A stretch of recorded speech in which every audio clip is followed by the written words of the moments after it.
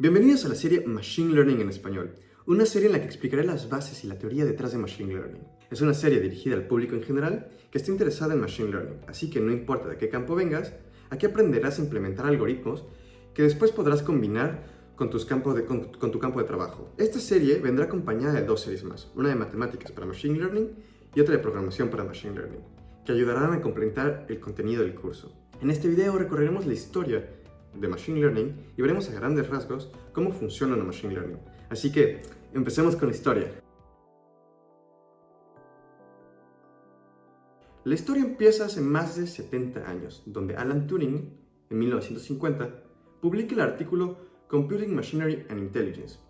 En este artículo plantea las primeras bases que ayudarán a desarrollar la inteligencia artificial y explica también el famosísimo test de Turing.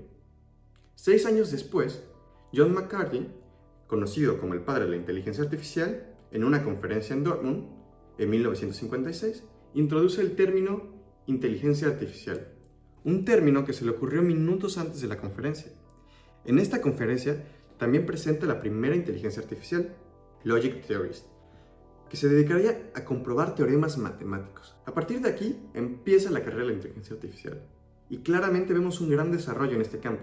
Por ejemplo, a finales de los 50, es presentado el perceptrón, creado por Frank Rosenblatt, un algoritmo que tenía como idea central imitar el funcionamiento de las neuronas en el cerebro.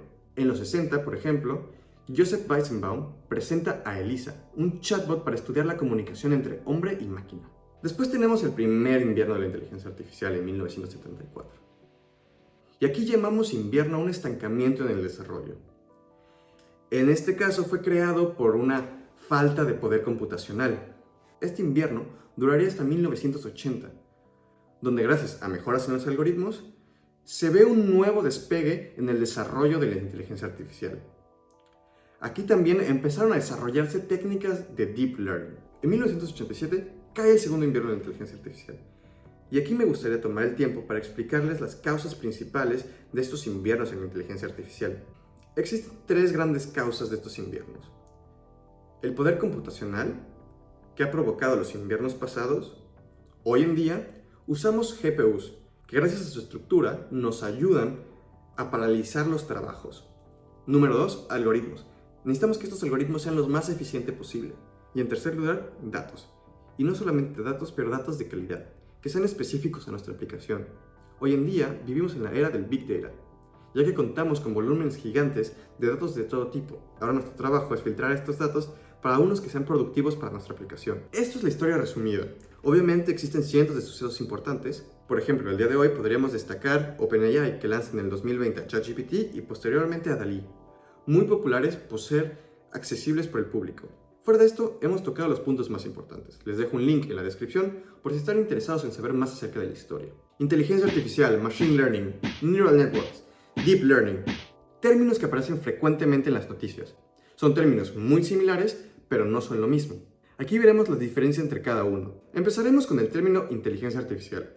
Y para esto me gustaría citar a John McCarthy, que como vimos fue el padre de la inteligencia artificial. John McCarthy en el 2007 publica un artículo llamado What is Artificial Intelligence? Y en ese artículo McCarthy responde a la pregunta ¿qué es la inteligencia artificial? Él dice que es la ciencia e ingeniería que hace máquinas inteligentes. Aquí nos falta entender todavía el término inteligencia, para lo cual él, en una segunda respuesta, responde: la inteligencia es la parte computacional de la capacidad para lograr objetivos en el mundo. Muchos científicos y filósofos encuentran esta definición un poco problemática. Y sobre todo, si es que esta nueva tecnología debería llevar el nombre de inteligencia. Para esto, McCarthy argumenta que en la ciencia aún existen muchas dudas y huecos sobre la inteligencia.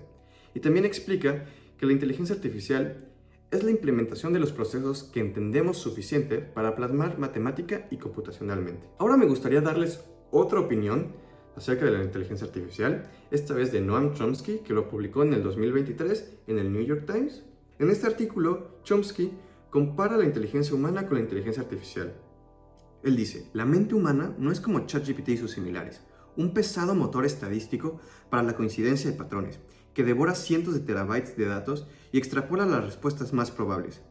Por el contrario, la mente humana es un sistema sorprendentemente eficiente y hasta elegante, que opera con pequeñas cantidades de información. No busca inferir correlaciones brutas entre dos puntos, sino crear explicaciones. Con estas dos ideas podemos entender que existe un espectro de opiniones muy grande.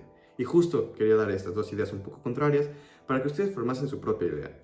Desde un punto más técnico, llamamos inteligencia artificial al grupo de tecnologías que replican las capacidades cognitivas del hombre. Un ejemplo de estas tecnologías es Computer Vision. Sigamos pues ahora con Machine Learning. Y es que Machine Learning es una rama de la inteligencia artificial. Son máquinas que convierten una serie de datos en modelos matemáticos. Cuentan con una gran capacidad de predicción y son modelos muy efectivos que cumplen con el teorema de aproximación universal. Prácticamente, puedes aproximar cualquier función lineal o no lineal, o sea, cualquier función, con este tipo de algoritmos, lo cual convierte a estas máquinas en máquinas sumamente poderosas. Seguimos pues con las redes neuronales, que son algoritmos de Machine Learning basados en un principio biológico, que han ganado popularidad ya que son fáciles de implementar y muy versátiles. Este es un ejemplo de la estructura de una red neuronal. Es un modelo con capas. En la primera capa entran los datos, se procesan en la capa del medio, llamada también capas escondidas o hidden layer en inglés, y finalmente la información llega a la última capa, la capa del output. Seguimos con Deep Learning, que es una subcategoría de Neural Networks, ya que es una red neuronal con más de 3 capas, por eso Deep, de profundo en cuestión de capas.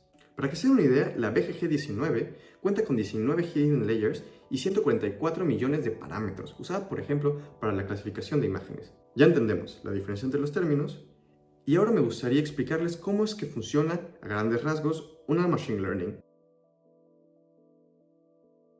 El funcionamiento básico de una Machine Learning es el siguiente. Tenemos la entrada de datos a nuestro modelo. Estos datos pueden ser fotos, textos o, por ejemplo, medidas. Tenemos un modelo, que en este caso podría ser una red neuronal, la cual ya hemos visto antes. Este modelo puede aprender de los datos en una etapa llamada la etapa de aprendizaje y produce finalmente un resultado o una acción. Veamos esto con un ejemplo. Imagina que tienes 10.000 fotos en tu celular, que te gustaría ordenar en dos carpetas. Una carpeta con fotos donde aparezcas tú y otra carpeta con fotos donde aparezca tu gato. Esto lo podríamos sortear manualmente, pero seamos sinceros, 10.000 fotos son bastantes fotos, así que decidimos usar una Machine Learning. Para esto necesitaremos un amplio conjunto de datos, el cual ya tenemos, ya que tenemos las 10.000 fotos. Pero existen algunos puntos que tenemos que tener en cuenta. Por ejemplo, hay dos tipos de aprendizaje, el aprendizaje supervisado y el no supervisado. ¿Cuál es la diferencia? Prácticamente la diferencia está en los datos. En el aprendizaje supervisado necesitamos de etiquetas en las fotos. Esto quiere decir que para que la computadora sepa distinguir entre el gato y tú, la computadora necesita primero saber quién es el gato y quién eres tú. Para esto marcamos las fotos con etiquetas. Como el ejemplo de acá, marcamos la foto de gato con la palabra gato. En el aprendizaje no supervisado no necesitamos etiquetas. Esto simplifica el proceso de aprendizaje, pero los resultados no son tan efectivos. Ahora sigamos con los modelos. Existen muchísimos algoritmos de Machine Learning. Aquí vemos algunos que cubriremos en este curso, y según sea el caso, usaríamos unos u otros. Finalmente llegamos al resultado o la acción. Tenemos generalmente dos tipos de problemas: clasificación, que ya cubrimos en el ejemplo pasado, y regresión. Para explicar la regresión, supongamos que estás interesado en analizar cómo ha cambiado el precio de viviendas en los últimos 20 años. Para esto, tendríamos los precios de diferentes casas a lo largo de 20 años.